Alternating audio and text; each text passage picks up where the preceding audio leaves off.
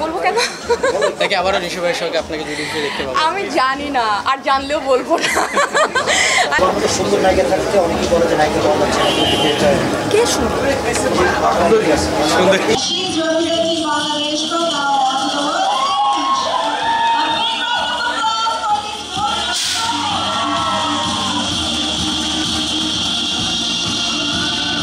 অবশ্য আপনি পড়িয়ে দিলেন মিথিলাকে, আসলে সেই জায়গাটা সব মিলিয়ে এবার মিথিলার সিলেকশনটা আসলে কিভাবে দেখছেন?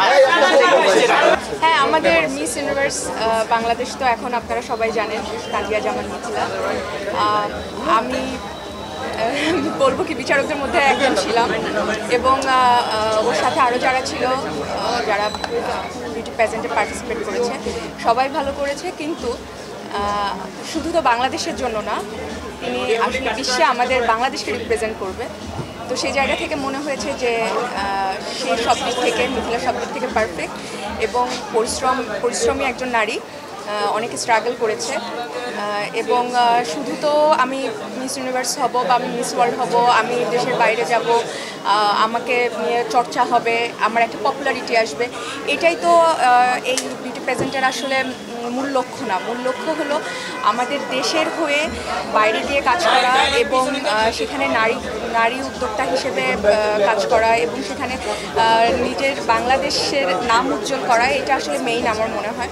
তো সে জায়গা থেকে আমি বিশ্বাস করেছি এবং আমরা যারা ছিলাম প্যানেলে আমরা বিশ্বাস করেছি যে মিথিলা আমাদের সেই গৌরবের জায়গাটা রাখবে এবং সেখানে গিয়ে সে আমাদের মুখ উজ্জ্বল করবে। আমাদের বাংলাদেশের অনেক সুন্দর সুন্দর যে জিনিসগুলো আসলে বাংলাদেশ সম্পর্কে ওয়ার্ল্ডে সবাই কিন্তু জানে না।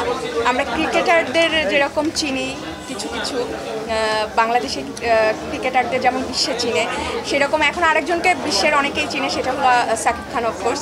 তো এরকম আমি চাই যে আমাদের বাংলাদেশ থেকে আরও অনেকেই বিশ্বে পৌঁছে যাক এবং নানানভাবে যাক, সেটা সিনেমার মাধ্যমে হোক, সেটা ক্রিকেটের মাধ্যমে হোক, বা সেটা এরকম বিউটি প্রেজেন্টের মাধ্যমে হোক। তো এটা অনেক গর্বের এবং good luck to Miss Universe Bangladesh 2025 Mithila. So সবাই দোয়া করবেন ওর জন্য এবং আমাদের সবার জন্য। Thank you.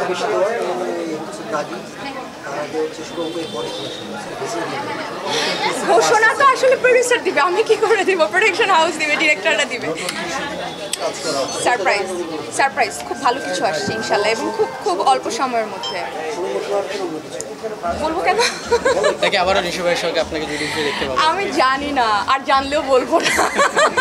আচ্ছা, আমি অনেস্টলি আমি মিথ্যা বলতে চাই না, সেটা আমি জানি, কিন্তু সেটার জন্য একটু অপেক্ষা করতে হবে। খুব ভালো কিছু আসছে এবং ইনশাল্লাহ, যেহেতু সুরঙ্গর পরে একটা কথা ছিল যে অনেক দিন হয়ে গেল আমার নেক্সট কি প্রজেক্ট আসবে, তো সেখানে দাগি এসছে।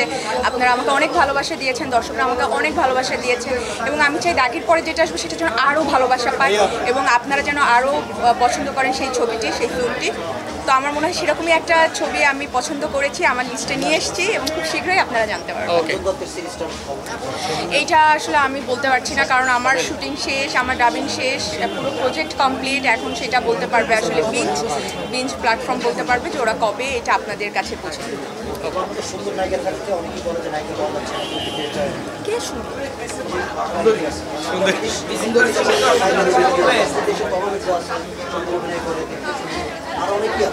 আমি একটা জিনিস বিশ্বাস করি, শুধু সৌন্দর্য দিয়ে ফিল্ম ইন্ডাস্ট্রিতে টিকে থাকা যায় না।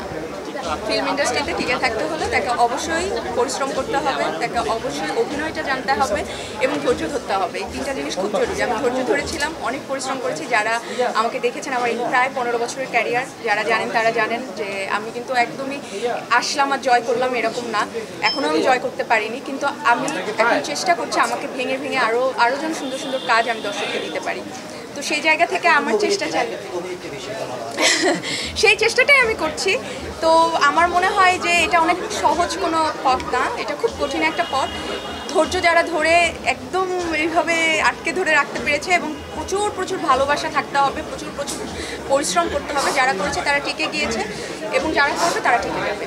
আর বাইরের দেশের এরকম আমি ভেদাভেদ চাই না যে দেশীয় হিরোইনই হতে হবে বা বাইরের কোনো হিরোইন কাজ করতে পারবে না। আমার কাছে যেমন প্রিয়তমার ইথিকা পলকে আমার অসাধারণ লেগেছে এবং তারপরে তো বরবাদ, ও মাই গড কি অসাধারণ তার অভিনয়। তো আমার কাছে তো আমি ওই ক্যারেক্টারে আর কাউকে ভাবতে পারিনি, আমার কাছে তাকেই মনে হয়েছে অনেক ভালো। তো এরকম আমি যেটা সুরঙ্গ করেছি আমার কাছে মনে হয়েছে আমি ভালো করেছি, দাগিতে আমার মনে হচ্ছে আমি ভালো করেছি।